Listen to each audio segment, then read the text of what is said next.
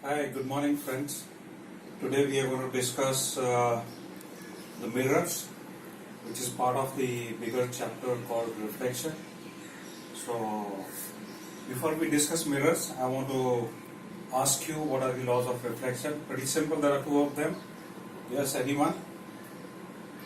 Okay, the first one is the angle of incidence is equal to angle of reflection. How do you measure the angle? The angle of incident ray with the normal to the mirror at that point is known as angle of incidence, and the reflected ray, the angle that ray makes with the perpendicular of the normal is the angle of reflection.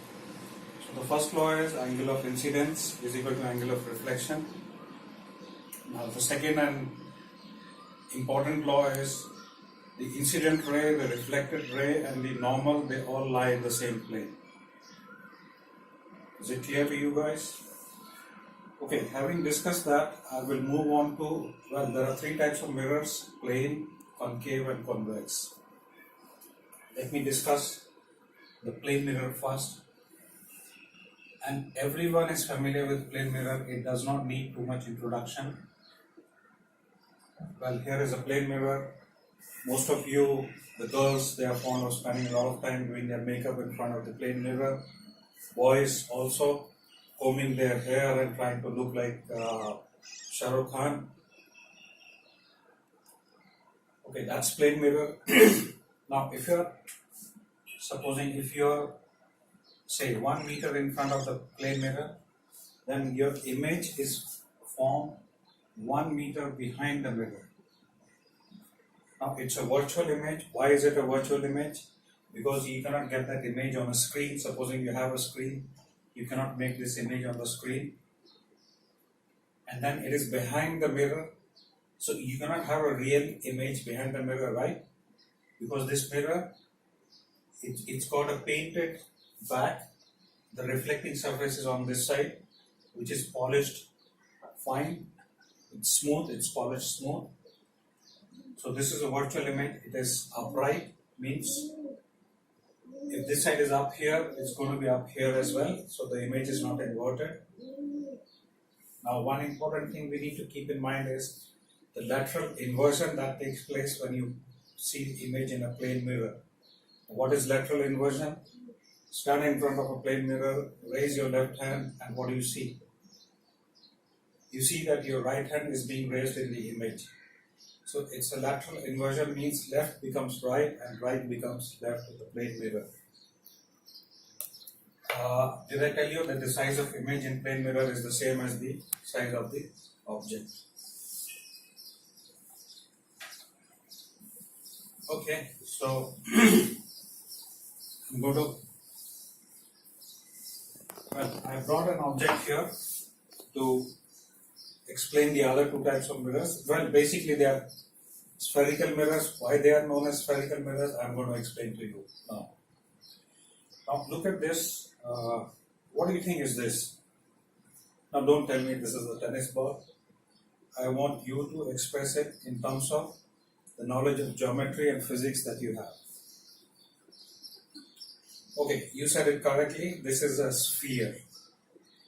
Now, sphere is, okay, it's like a ball which is round all around. It's got the same radius of curvature all around. Now, if it is a sphere, definitely it has a radius. Now, with a hacksaw blade, I cut part of this sphere and took it out. Well, it is a hollow sphere. So I took out this part of the sphere. Now, two terms that I need to explain to you: concave and convex. Now, concave means from the middle it is hollowing inwards. So if we have to paint this side of this mirror and make this one reflecting, then it is a concave mirror. And concave mirror in other terminology is also known as a converging mirror. Now, if you were to paint on this side and make this side as reflecting, you can see that the reflecting surface is bulging outwards. Now, this is known as convex mirror. And another terminology for convex mirror is a diverging mirror. Now I'm going to quickly explain these things to you. The radius of curvature you're already familiar with, as I told you. Now I'm going to draw a concave mirror. Concave, hollowing inwards. From the middle, it's hollowing inwards. And this is the reflecting surface. Now this is the radius of curvature, as you are familiar with. Now, assuming there is a ray of light which is coming from infinity, which is parallel to this axis. This is known as the principal axis and this is known as the pole. So I will write it down. Pole, principal axis. Okay, when a ray is coming from infinity which is parallel to the principal axis, where is it going to go after reflection? Will it go to the center of curvature? No, it won't go, because from the center of curvature to the mirror, whenever you draw a line, that line is always perpendicular. So it is a normal to the mirror. Now, going by the laws of reflection, if a ray is perpendicular to a mirror, it's going to get reflected back and retrace its own path.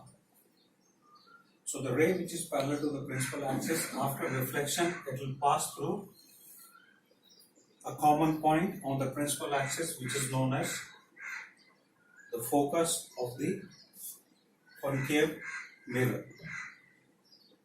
And this focal focus is half of radius of curvature. Now you can see that this has converged the rays of light at one common point. So this is also known as a concave mirror, is also known as converging. Converging mirror. Is it clear to you guys? Crystal clear? Okay. Now I'm going to draw the other one, which is the convex mirror. Again, I told you why it is convex mirror. Because it is bulging outwards from the middle, the reflecting surface. Now this one is the painted surface and this is the reflecting surface. Now where do you think the radius of curvature is going to be, and where do you think the focus is going to be? It cannot be on the left side, it's got to be on the right side, because you see the curvature of the mirror is on this side. So this is the radius of curvature, and half of that will be the focus, the focal length. Now, we're going to draw again a light coming from infinity parallel to the principal axis. This is the principal axis, this is the pole, as I've written here. So when you draw a light, a ray of light which is coming parallel to the principal axis, where do you think it's going to go? Tell me, is it going to go this way? No, it cannot. Because here you need to draw a perpendicular, a normal, and then you see the angle of incidence, so it's going to get reflected outwards like this. And therefore, the convex mirror is also known as a diverging mirror. I hope it's clear to you guys. If you have any questions, feel free and ask me. Thank you.